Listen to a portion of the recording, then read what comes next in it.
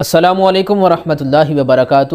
آج ایک بار پھر ہم اپنے سچے خوابوں کی تعبیر پروگرام میں حاضر ہیں۔ آپ سب کو خوش آمدید کہتے ہیں۔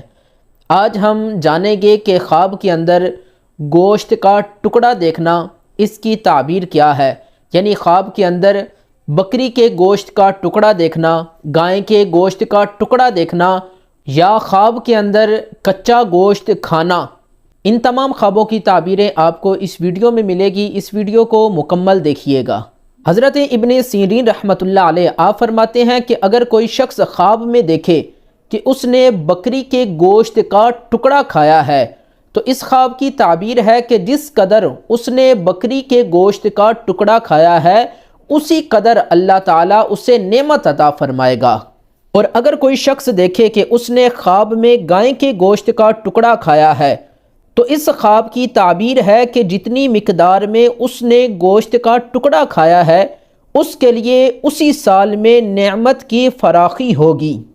حضرت جابر مغربی رحمۃ اللہ علیہ آپ فرماتے ہیں کہ اگر کسی شخص نے خواب میں دیکھا کہ وہ کچے گوشت کا ٹکڑا کھا رہا ہے تو اس خواب کی تعبیر ہے کہ وہ کسی یتیم کا مال کھائے گا۔